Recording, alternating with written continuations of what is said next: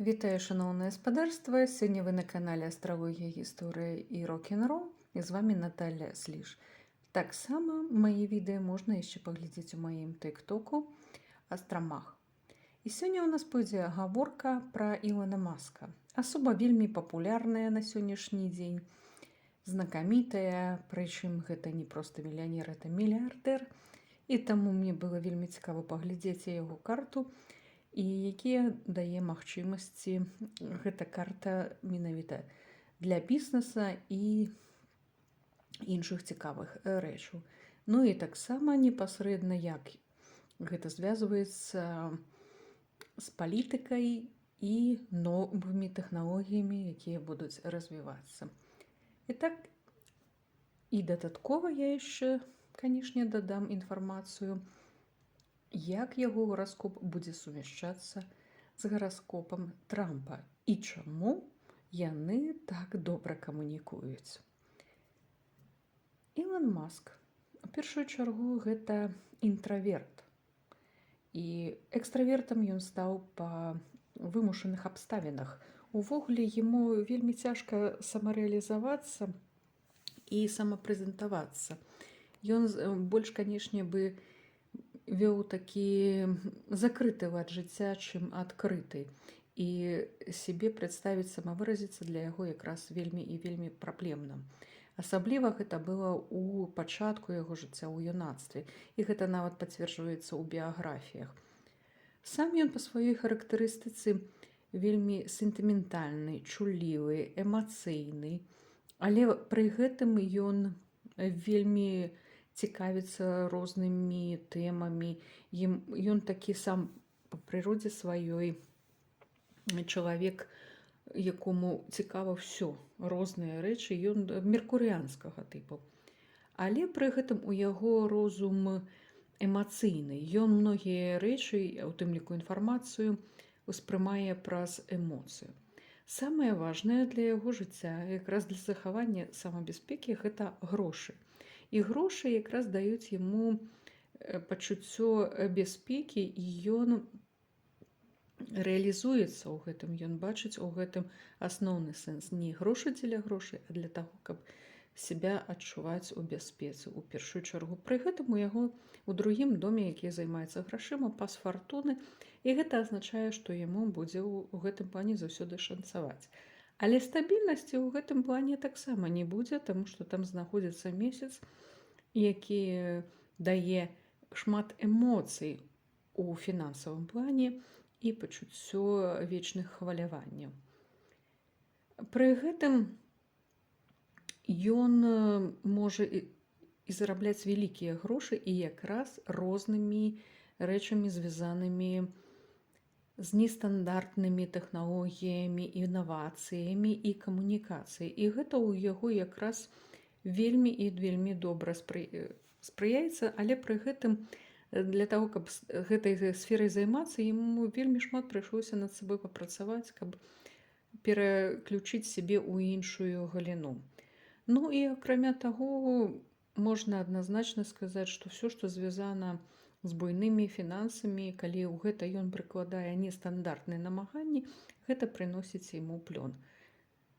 Пры гэтым і палітычныя яго памкненні таксама яны будуць мець плён, таму што ў гэтай галіне ён можа ствараць сваю структуру, і яму гэта будзе таксама падабацца, і таксама ў гэтым плане будуць спрыяць людзі, якія старэйшага ўзроста. Вот калі ён будзе ўваходзіць якраз у камунікацыю з людзямі больш вышэйшага рангу, чым ён сам, маецца на ўвазе па статусу палітычнаму, ну, напрыклад, як Трамп, то яму гэта будзе вельмі шмат спрыяць. Ну, і акрамя таго, з такіх нюансаў, якія яму падабаюцца жанчыны, гэта жанчыны інтэлектуальныя. І якраз ён на гэта вельмі моцна звяртае ўвагу. Яму цікава паразмаўляць, таму што ён сам па сабе чалавек, які любіць паразмаўляць, камунікатыўны, і таму, калі з жанчынай няма пра што паразмаўляць, яму будзе нецікава. Якраз гэта асноўны момант, які яго будзе прывабліваць. Адносна Дональда Трампа, чаму ім так цікава, у іх аднолькавы лад мышлення. Мало того, што этот лад мышлення аднолькавы, Трампа ён цікавіць з пункту гледжання фінансавага, а якраз для Ілона Маска вельмі цікавыя тыя палітычныя рэчы. І яны адзін другому дапаўняюць. Таксама, хоць яны і чапляюць пэўныя праблемныя зоны ў гараскопе адзін другога, але якраз то, што датычыцца палітыкі і бізнеса, у гэтым у іх вельмі добрае паразуменне. І я не выключаю, што ў іх разам будзе даволі цікавы і паспяховы тандэм. І гэты тандэм будзе падмацаваны і фінансавымі патокамі. У іх у гэтым плане вельмі добрае будзе спрыянне. І якраз інтэлектуальна яны адзін другога могуць добра разумець, ім ёсць пра што паразмаўляць, у іх лад мышлення аднолькавы. І хоць я не выключаю і пэўныя палітычныя або нават часам пэўныя канфлікты будуць схаваныя, аднак тым не менш у іх ёсць вельмі вялікі такі патэнцыял на ўзаемнае супрацоўніцтва. Што датычыцца далейшага, вот то, што зараз пачынае развівацца якая сітуацыя, то наступныя гады якраз шмат у чым для яго будуць вельмі і вельмі спрыяльнымі. Асабліва яны будуць спрыяльныя ў палітычнай кар'ере, калі ён будзе займацца ў пэўных палітычных сферах, прычым знешнія абставіны і партнёрскія яму ў гэтым будуць дапамагаць. І таксама ў яго будзе новыя магчымасці ў галіне кар'еры, і кар'ера будзе звязана і з фінансамі. Таму гэта ў яго таксама закладзена ў гараскопе, яно можа прайграцца вельмі нечаканымі спосабамі. І яго гараскоп вельмі добра уваходзіць у новыя трэнды, якія будуць зараз закладацца вышэйшымі планетамі.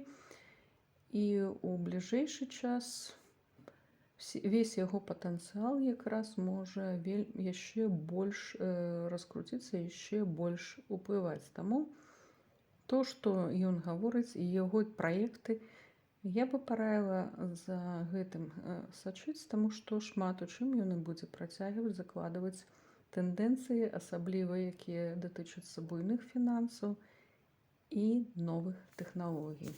Дзякую за ўвагу.